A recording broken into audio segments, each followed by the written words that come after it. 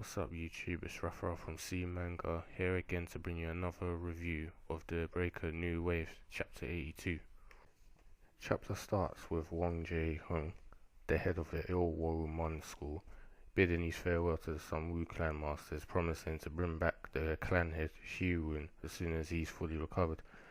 One of the masters, Jung-Il-jung, says to the other masters that it's good that Shi-Woon will be able to use martial arts again, but wonders why they don't seem as enthusiastic and asks why they look so unsure.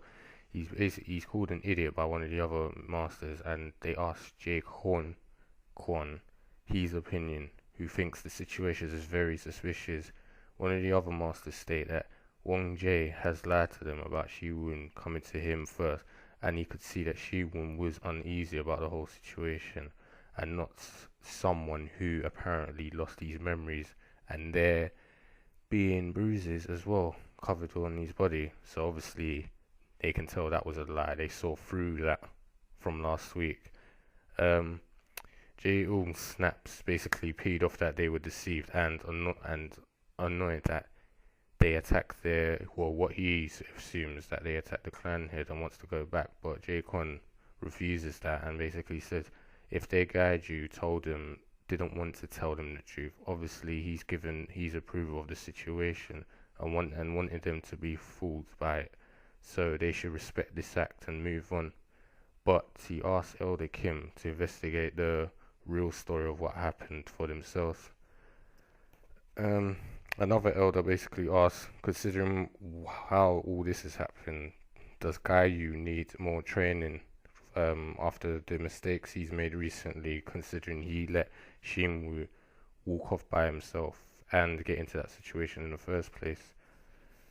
Okay, cuts to Wang Jae now discussing with one of his members that the meeting went much better than expected, but says even with how the way things turn out, the Il-Wang-Moon school will be finished if he doesn't fix Shi-Woon's key center. It cuts to Commander Jeong-Shung, the SUC commander, speaking with Yong-Hyun, the guy who Shi-Woon defeated recently, asking how he let Shi-Woon go. Yong-Hyun basically says he lost, simple as that, and the commander, Jeong, doesn't believe this and states that even with his wounds, he knew that Shi-Woon was a walking corpse, and regardless, he could have caught him. And he basically asked him again, give me the real reason or I'll kill you. Yong-Hyun basically states that he's too precious to kill, and the only reason he cooperated with the SUC is because he wanted to make the Mirim world perfect through the Nine Arch Dragon. And originally they thought they didn't need to be picky with the methods they used and how they went about things to get what they needed done. But after seeing Shi-Woon, he realized he's different, and regardless of what situation, he never ever used their methods, even when he was surrounded by several SUC members. He wanted a fair one-on-one fight with him. Jeong-Chun basically says that he's an idiot and that's why he's stupid, which he agrees with, but realizes that's the ways of Miriam that he wanted from a long time ago. Jeong-Chun shouts, so basically you're saying even as a captain you'll betray the SUC, and he says no, I still will be loyal to the SUC, but I'm a Miriam long before I'm a SUC captain. So he's basically saying I value Miriam ways before I value the SUC ways. Jun-Chung is about to attack him, and then Jae-gal intervenes and says leave it at that. He's told you everything he knows and to leave it for another time. And just before he leaves, Yong-Hyun says, remember what we're fighting for. I gave you my life to protect for this reason, because I trusted you to make sure you carry out the proper ways of Miriam.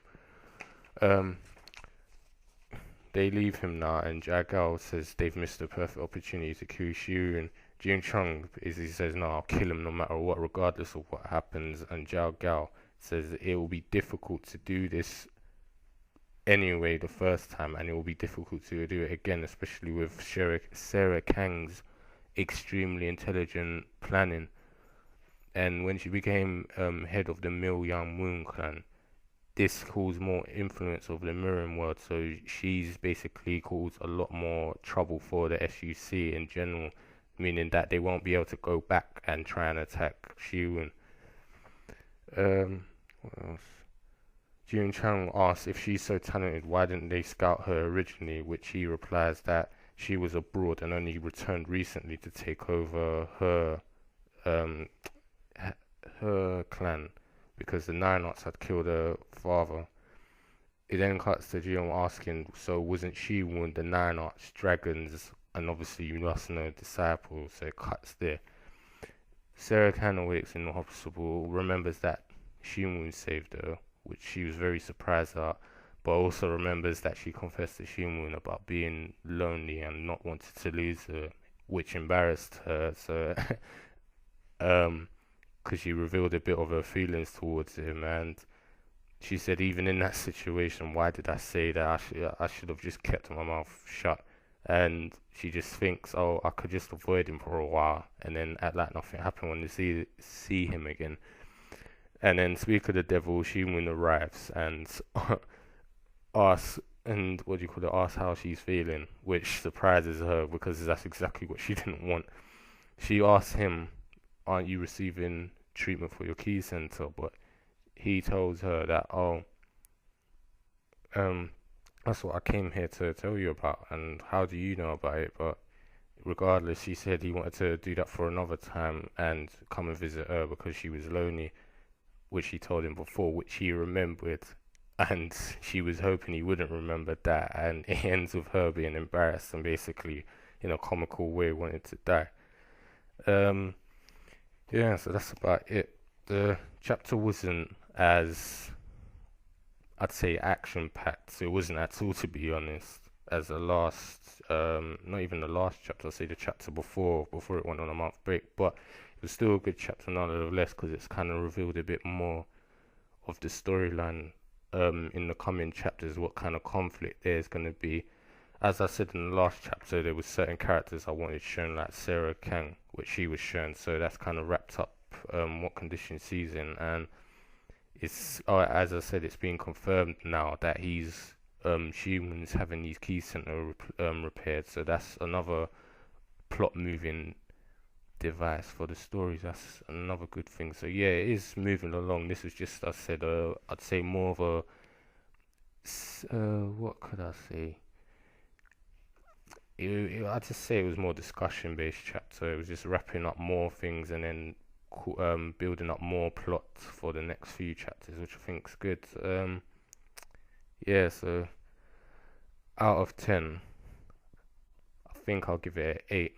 It was, I found it interesting because all the conflict that was in this chapter, especially with the two SUC members, and as I said, what impressed me as well was the Sun-Woo clan masters weren't fooled by the story that Shi-Woon and the Il-Wong master was stated to them, so they're a lot smarter than that. And yeah, it was really good, like how it tied in with the last chapter. It didn't kind of just go off on a tangent of somewhere else like most other mangas do. So yeah, I think definitely looking forward to the next one, and yeah, definitely very good chapter. So like I said before, leave comments, rate, subscribe for more, and I'll see you guys next week. This is Raphael signing.